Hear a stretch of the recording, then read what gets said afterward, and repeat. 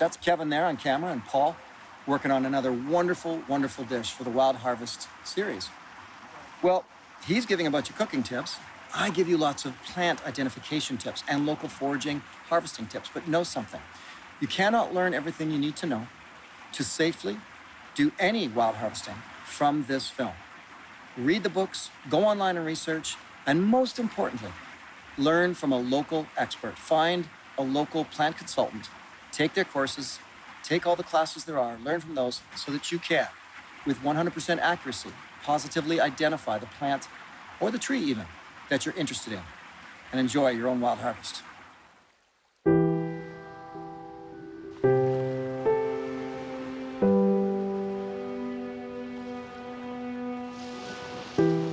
Abundance, scarcity. Knowing the difference is vital to your local foraging.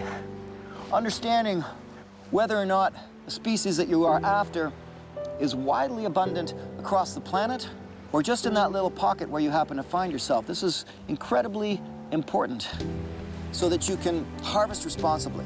Now, understanding the difference between abundance and scarcity, that's the ticket to the wild harvest.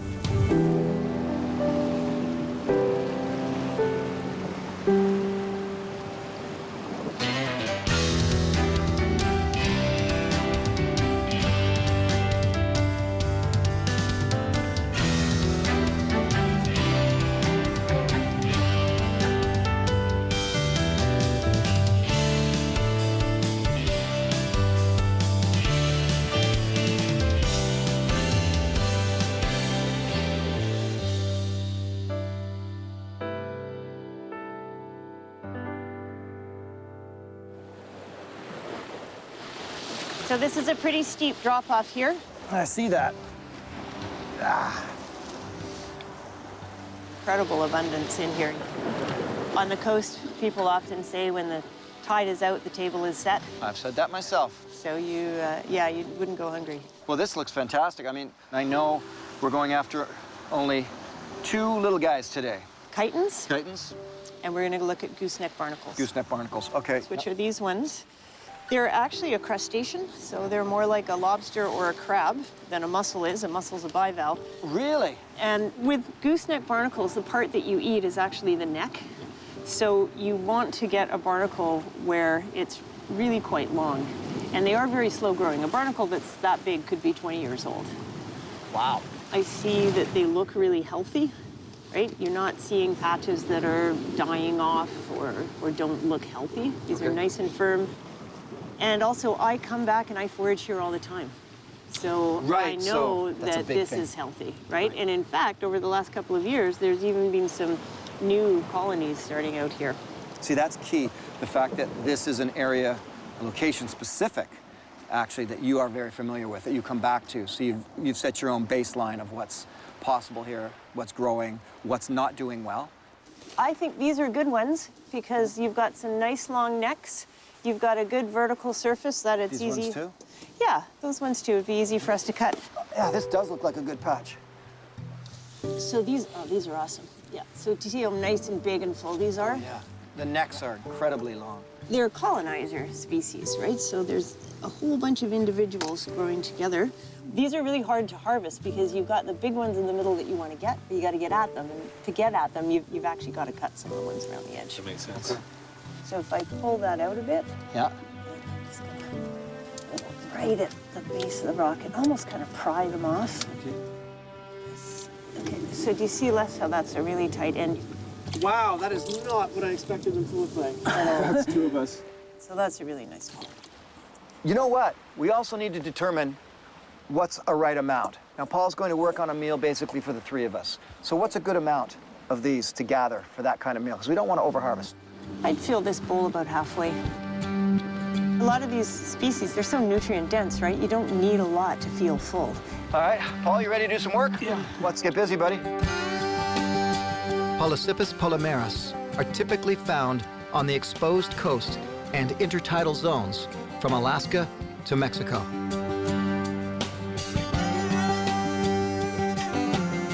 My guys are screaming. Is that normal? These look disgusting. Sorry, guys, but you do look disgusting. really all about the angle where your hands can actually reach in. The dense clusters formed by the gooseneck barnacles are as such to withstand the pounding of heavy surf in the environment they prefer to grow. So it's important not to destabilize the clusters when harvesting. All right, let's go on to the other little beast we're looking for. We're going after chitons now, correct? Yep, here we go. Perfect. The trick with these, Paul, is you have to be a little sneaky. Because once these decide that they're going to stick on the rock, you'll never get them off. Okay. So what we're going to do is just very quickly slide your blade under and pop, off it goes. Oh, that's easy. It was easy, but it's not if they stick. How many should I get? Again, super dense food, so 2 or 3 each for us would be sufficient. That's enough? Okay. Yep. There it goes. Okay. Jumping chitin. Got a little twist to your knife. Not too bad. Yep, looks good. Less. All right, I'm liking this. Oh, that's a nice one. This is a really good one. Come on, buddy. There you go. Perfect. Nice move. Okay, and I got 2 more here. That's All right. it. That's it. That's all you need. Nice job, guys.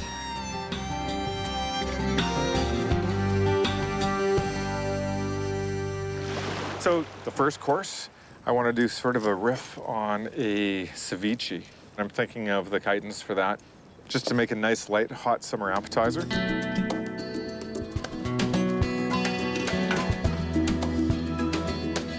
So we're gonna blanch all the chitons. That's the first step. We're gonna plunge them in the boiling seawater. Okay. And just like blanching a vegetable, it's just like a super quick cook. And then I see you prepared ice water. Excellent. And that'll stop them, like a vegetable, from overcooking. And we're gonna cook them for about 3 minutes. Oh, it smells really good. It kind of smells like a lobster. Totally. Okay, ice. Okay, beautiful. Okay, so I have no idea what to do with these. You've cooked them the right amount of time because you can see how the skin is loose here off the meat. Okay, So this should just come right off. If the skin doesn't come off, you haven't cooked them long enough. and then they got these little shelly bits. Yeah, so these are the plates that protect the animal. It's like a Jurassic bit of armor. These are very ancient creatures. Yeah, they look like it. So you'll notice that the plates go one way, Yep. right? So you want to peel them off this way. Sometimes when you walk on the beach, you can see these as little seashells. Oh, I have seen those, and I actually thought they were just seashells. Well, they are seashells. In a sense, yeah. Then you just kind of gently pull it apart, scoop this out, and you could pop that in your mouth right now. It's great. Kind of has a texture of octopus. Similar flavor. It's really mild and sweet, and gosh, I can see that being great in a chowder. Since we're here at the beach, the way I was brought up is if you harvest seafood and you're still anywhere near the beach, you always put this back in the water because it feeds something else.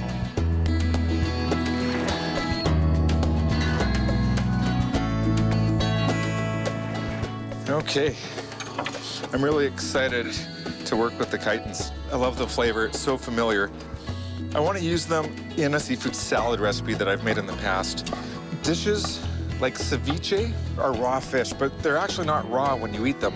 The acid in the marinade actually cooks the fish. But since these are cooked already, I don't want the acid to be there until the very end as a flavoring profile. Last thing I want to do is cook these more and make them rubbery. There we go. Perfect. Now I just have to flavor it. I think a little bit of spice is in order for this dish. Nothing too crazy, just a little fresh jalapeno. And I'm cutting it up very small. So it's not a big bomb of heat or pepper flavor, but just a little punctuation. I think this dish will benefit by having the roundness of some shallot in the marinade with it. That's good. A few of those, not too many as well. That will do.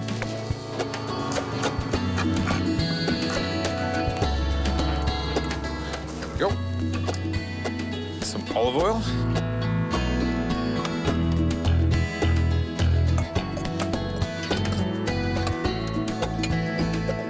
Okay, it's time to add a little bit of acid. Acid and seafood are best friends. Some fresh lemon juice, some fresh black pepper, just a hint of salt. Now to taste for balance.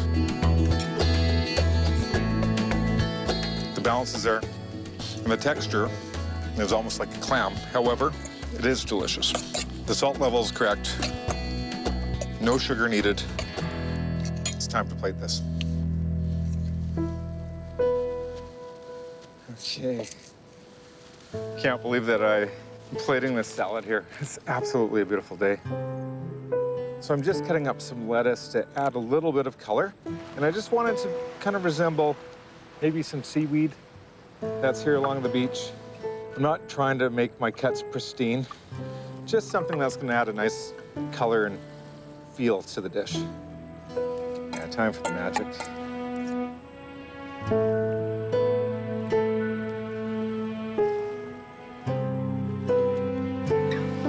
Lastly, some nice borage flowers that add a beautiful cucumber note.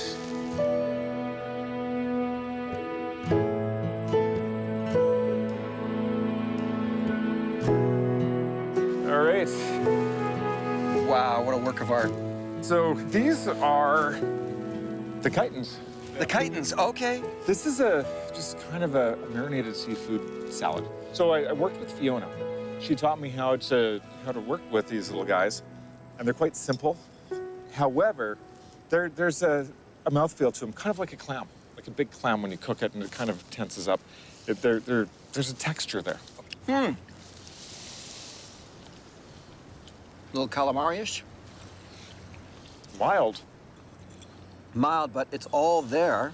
There's no question you must have learned a lot over the last couple of hours working with Fiona. If I eat it on its own, yeah, there's the taste. It's not unpleasant. It's not knocked me off my feet. I like the chew. I like the bite to it. Flavor-wise, now that's where I think it's more your culinary experience of knowing what to match with it that is working really well. Because I'm not getting a ton of flavor. Even on its own bite, it's there. It's just a hint of flavor, though. Yeah. You know? What did you find? I found there's not a lot of flavor at all. They're very sweet, so they're pleasant.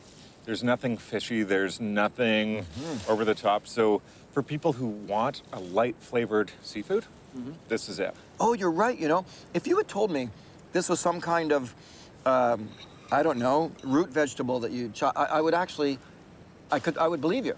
There's nothing about this that's fishy at all. So that's another, I guess, a bonus point for those people who aren't interested in that, you know, essence of the ocean sort of thing on their plate.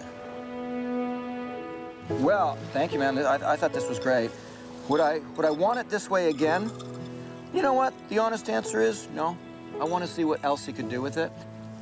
I'm going to say it's a win, but it's not a home run. Where I agree with you is for the first experience of working with these guys, the flavor is so delicate. Like even these light flavored ingredients, there's no garlic in there.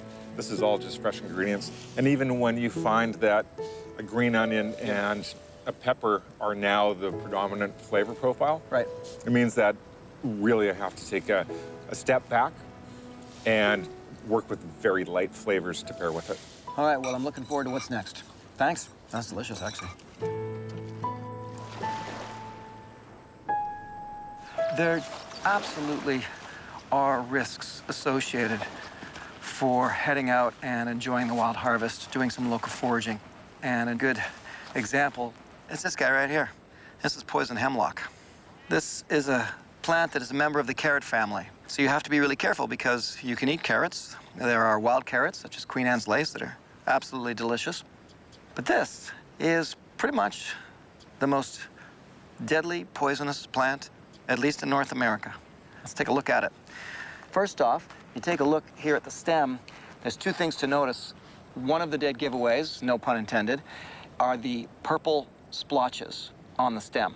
You can see them there, and that is something that you can tell. But then again, on the other hand, there's some stems here that are absolutely just straight green, and yet I know that it's also the plant. So they don't always have the blotchy purple appearance, but it is one of the things they do have, so it's something to check for. But again, I'm looking right now at a plant that has none at all, side by side with another one that's full of them. So the other thing is the stems are smooth, and often if you look at something like Queen Anne's lace, for example, the stems are rougher.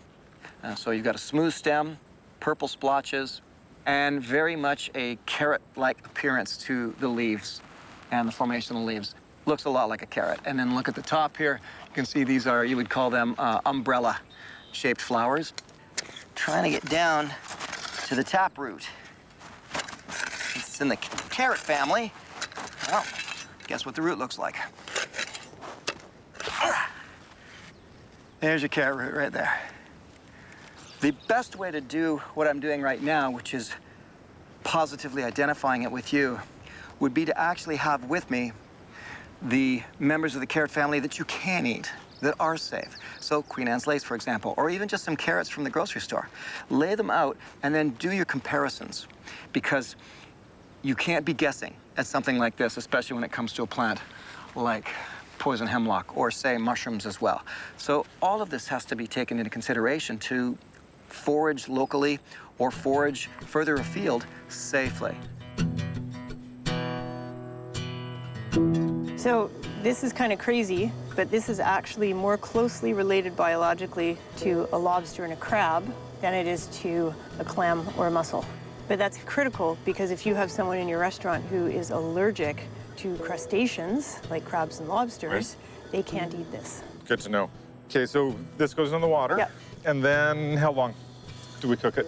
A minute, 2 minutes max.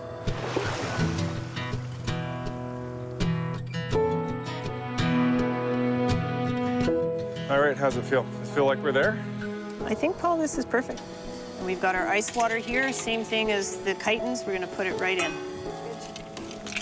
That's gonna help her. The way to do these is you slice the head off first. Okay, so you can see there's a little bit of meat in there. You use your little knife, put the tip through. Right. And then you just kind of unzip them, if you will. That's easy. This one's peeling just with my fingers. Just like you're taking off a shrimp skin. Oh, I'm almost done. Actually, that's easier than I thought it was gonna be. That's because you've cooked them perfectly. All right, taste test time. So if you didn't know what this was and I just told you to close your eyes and eat something, what do you think? I would think this is a piece of lobster. Isn't that funny? It makes sense biologically, right? Because this is a crustacean. But if I told you you were eating a barnacle, you probably wouldn't have gone to lobster. At all? No. No. I'm really pleased to have a chance to work with Fiona and learn how to cook these properly. And to be honest, they taste much better than I thought they would. To have a lobstery flavor to something that looks like this, I didn't see that coming. And it's gonna change what I'm thinking of for dinner. I'm thinking that they actually might work really good in a pasta dish.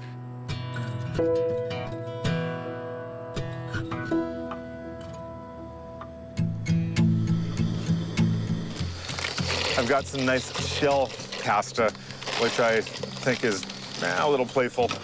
Works good for a seafood dish like this. Just a little bit of olive oil. Time for the sauce.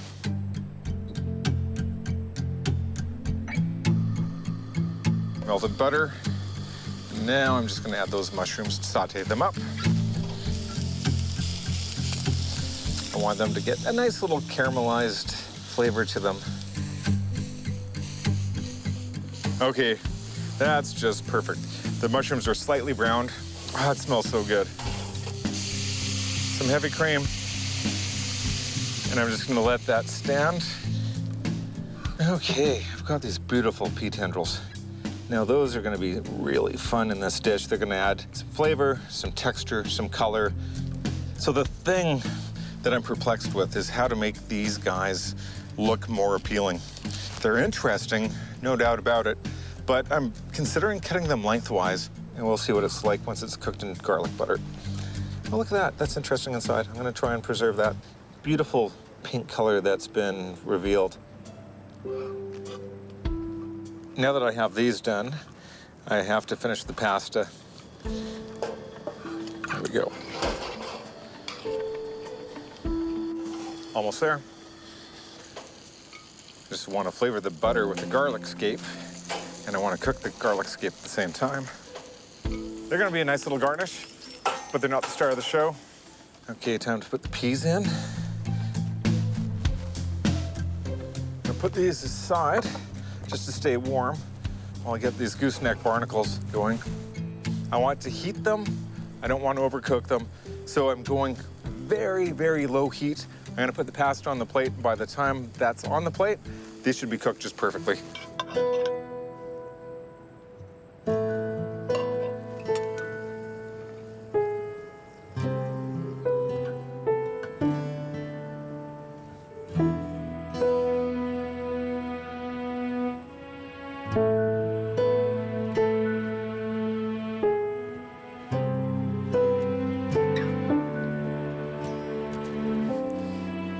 All right, my friend, Ooh, pasta. for you. Look at that. Okay, I'm gonna admit it looks like there's a bunch of little fingers on my plate. I know. I was trying Don't to let that gross you out. I'm sure this is gonna be delicious. I was trying to figure out a way to present the gooseneck barnacle, but Okay. it was. I initially thought if I cut it into little pieces, it'd be perhaps better looking, but I'm pretty sure this is gonna be awesome.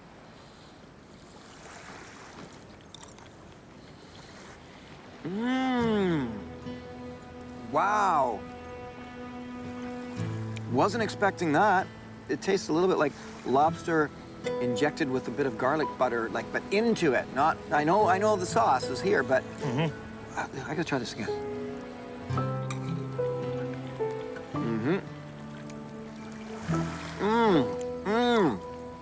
I like these better than the chitons.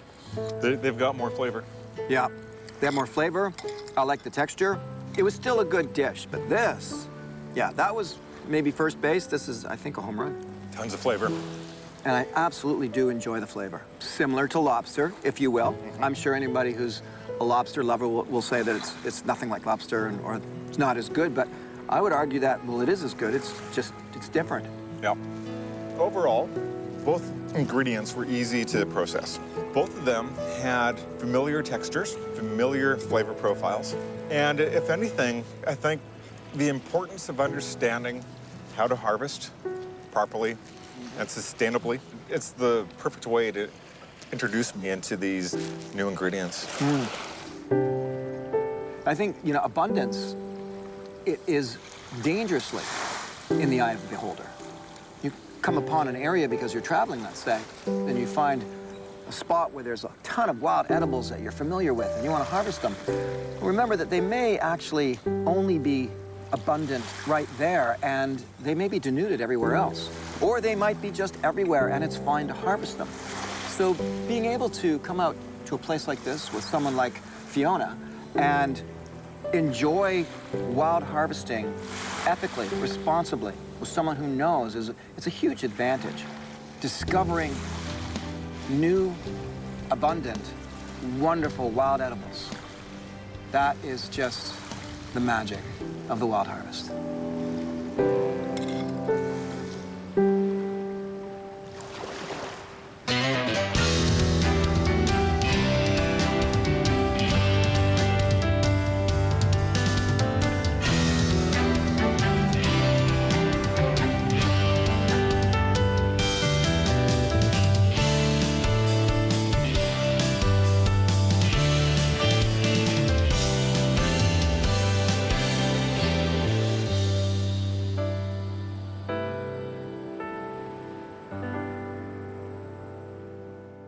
If you'd like to continue the Wild Harvest with me and Chef Paul Rogalski, then please check out our website at wildharvestfilms.com, where we have recipes and foraging tips along with deleted scenes and outtakes from the making of Les Stroud's Wild Harvest.